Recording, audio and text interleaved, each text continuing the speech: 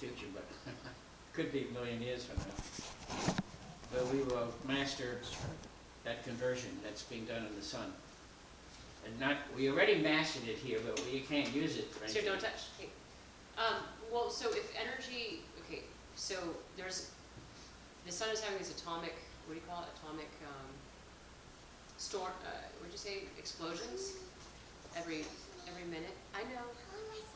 It's cooling. It's in my drink. Well, the sun is shining in all directions and has been for millions and millions of years.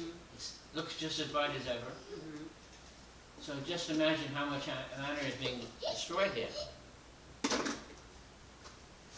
However, it's not being destroyed. It's merely being, the form is changed and it travels, and every day we have energy coming in from the sun.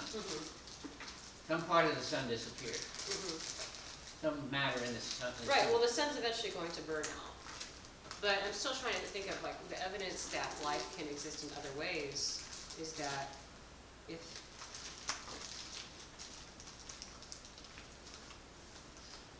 the energy, so if energy equals mass times acceleration. But what about life? Is life energy? Like how do you measure energy and how it relates to life? Force, not energy. Force is equal to mass times. Oh, sorry, no. Yeah, energy is mass times the speed of light. Energy is equal You have your to scissors too? mass times c squared, the speed of light squared. That's how much energy you can get from a gram of matter. You can get, I don't know how much it takes. But energy is not life. There's a difference between energy and life. So there's clearly lots of energy in the universe, right? We can measure energy from stars, from planets. That's, unless you argue that those are a type of life too. I mean, these Well, black objects, holes, everything ends up in a black hole, eventually. And the question is, all the black holes are small, and there's somewhere somewhere there's a large one that eats all the little ones. So you get a super black hole. Now what happens to super black holes? Nobody knows. However, that's what the Big Bang was. The Big Bang was a super black hole. So it just keeps repeating itself. It just keeps imploding and exploding and exploding, and that's like the pulsation of the universe. I mean, that's what I gathered from watching 2 hours of that show. Well, I remember I took some notes on a Stephen Hawking special that said that all matter is just shimmering electrons, and that they kind of like collect, almost like the rim of a wave. They just kind of collect, and that becomes a solid, which is mind-boggling. And just to even imagine that, but life. When I think of DNA, Sierra, no, please, not right now. DNA is our codes. You take an ant and even a bacteria, and you compare it to human. A virus. It's actually very similar, and they say that the DNA is a big library of information of which we only know what a tiny portion it stands for. Now, the crazy theory, really out there theories, they say that aliens came here and we're a library basically to remember information from, say, another planet or from another species maybe that used to exist. But we're all related. We're all related. And when you start looking at, I don't know, when Buddhism and meditation and well, how about there's something. What about the that dinosaurs? Are they related to them? I'm sure. Yeah, we're related to all of it. We all emanated from the same ants and viruses. Same organisms, right? So we're all related. And if you look into a whale's eyes, or you look into any animal's eyes, you feel something. And okay, some of it is reflecting on we have eyes, so we feel something for especially the mammals, but we're all interlinked. And so the idea of dying in a way is not that scary because it is just energy that maybe gets reincarnated or goes somewhere and becomes something else. Like the older I get and the more specials we watch on this type of thing, the more it feels like we're linked. And I mean, people who talk about these other dimensions even say like ghosts and it's plausible, or the butterfly effect, that there's these other things going on that we're not aware of, but we're linked to, and it's all just that's how the universe works. So it should be frightening. But nobody has ever found any more than 4 dimensions. The 4 that we know about. How did they find the 4th one? Because then there's string theory, right? That's the 4th dimension.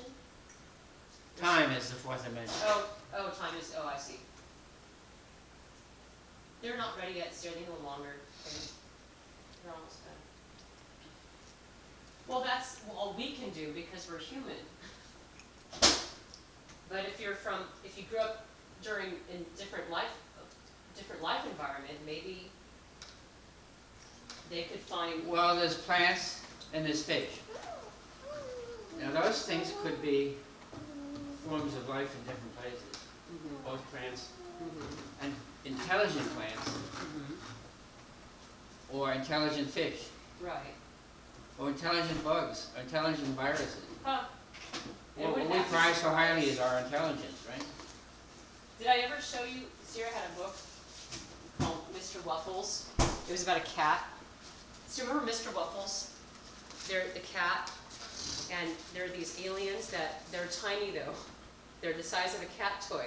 So they come into the house, and the cat is trying to. They actually meet with the ants, and the ants have diagrams on the wall showing that the aliens have visited before. I should get this book for you. I think I showed it to you. But No, I don't remember. oh, it's hilarious because all the time, in the meantime, the humans are just saying, what's wrong with the cat? Why is the cat looking under the radiator? Well, because under the radiator, it sees these little aliens and the ants conversing and communicating, and they help them fix their spaceship. The ants help the space aliens fix their spaceship. And then they fly out through the window, and then the cat sees everything, but can't communicate to the owners. And insects are a perfectly viable kind of creature, right? Insects. Yeah, they're very successful. But what we're advised, I mean, how can they be sophisticated life force? Like they don't have, people say, well, their brains are too small. But maybe brain's not the most important thing. These are very possible. Well, dinosaurs had bigger brains than we have. People would say that they were the size of a chicken. That T-Rex. Dinosaur? Yeah. T-Rex had like a chicken-sized brain, I thought. I don't know. I assumed that they had.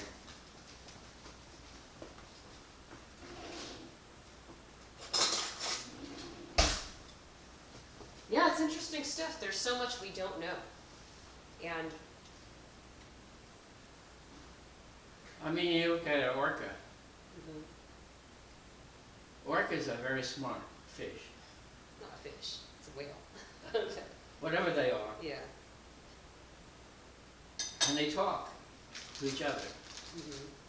And they make motions. And that's so very meaningful to another orca. Right. So,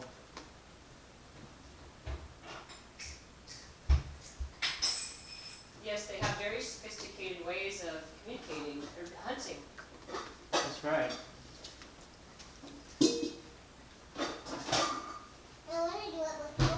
Okay. Can you wash hands? And they tell each other things. You know, like a orca can send a message to other orcas saying, hey, you should go where I just came from. It's full of whales and things to eat. Right. And they do that. Well, and dolphins too. They can sometimes communicate underwater. They'll say, okay, we're going to go up and do routine. You're going to flip 3 times, I'm going to flip 4 times, and then we're both going to twirl at the end. They've shown they can communicate, and I don't know if they use clicks even, or how they communicate, but somehow. I mean, you could even say maybe it's telepathy, but they know, they've shown how the dolphins do this, and they do this little plan underwater, and they come up and they do the exact same thing. Well, like deaf people, how do they communicate? These fish can communicate the same ways, you know. Yeah. They make motions with their fins and I got in motion, and the way they swim and Right. all Well, kinds of see, there's so much we don't know and that we can't fathom because we're human. We think of everything, you know, the whole idea of man is made in God, God is made in man's image. For us, we see everything through our human way of looking at things. So, you know, how could we know? So, it's easy to say that there's, you know, aliens because there has to be some life force that's way beyond us. Let's hope so. Right? Mom, I So- grew. You did, oh, see, that's very dangerous. You should use your chair if you need, if this is too, I think you need your chair back. Yeah. She thought she was done with her booster chair, but I don't want it done. There's something to hold on to. You see this? It has arms, a place for your arms to hold on to. And that other seat doesn't. or you can sit at Papa's table. And also, Papa, you have to fix one of the legs. Because, let's see what one is. Oh, this one wobbles. It wobbles. This Oh, one is that where wobbles. Daddy broke it? Oh, don't do that, Sarah. It's gonna break if you do that. How can we fix it? I can fix that, or your daddy can fix that. You already fixed one, I think. Can you fix it? Just needs a little glue. That's all. You want some glue? Well, it needs this I have wood glue. I have wood glue. Okay, let's see if you can find a crack there to fill it up with the glue, and it won't wiggle anymore.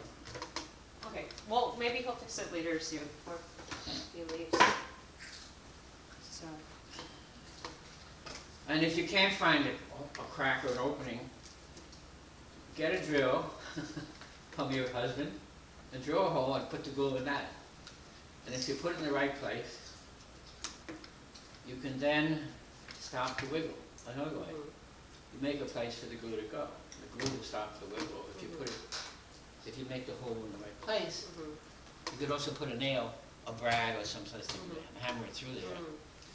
You could put both, a brad and glue. Okay. Then it's really strong. So, when I'm on spring break, April 13th, Sarah, hey, stop it. I'm on spring break, and I talked about us going to the Reuben H. Fleet Space Theater.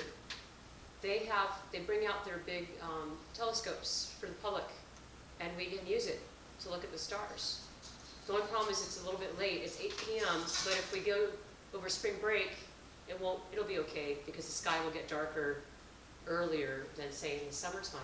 But that's going to be, they do it, I think, they do it maybe it's only the first Wednesday. Whereas if it's every Wednesday, we should go over spring break. Sarah, where are you going? What are you doing? You don't go outside by yourself. Honey, no. I thought you were going to help me make meringues. Yeah, but it doesn't look like you're making it. I am, but you have to wash your hands. I did. I really did. Let me smell your fingers. I really did. Let me smell. Okay. All right. But if you play with your toys, that's dirty now. Okay. So, another thing that they didn't talk about, but other people have talked about, Scientific American talked about, is once we have people living on Mars and the Earth and a few other planets, Yeah. they will then, each one will have a big antenna and they'll all focus somewhere in space,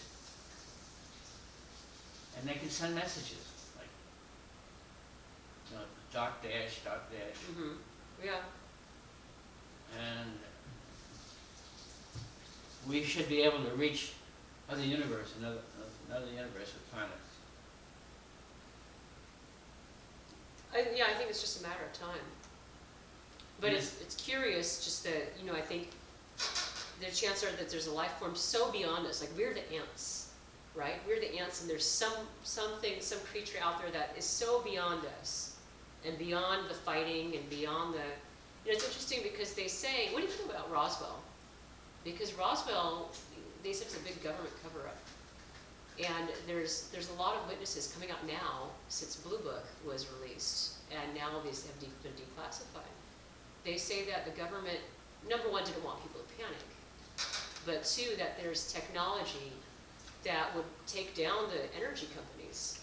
Okay, let me tell you that they found on Mars, they found chemicals that can only be created underwater. They require water, and they can come on very complicated carbohydrates and many other things.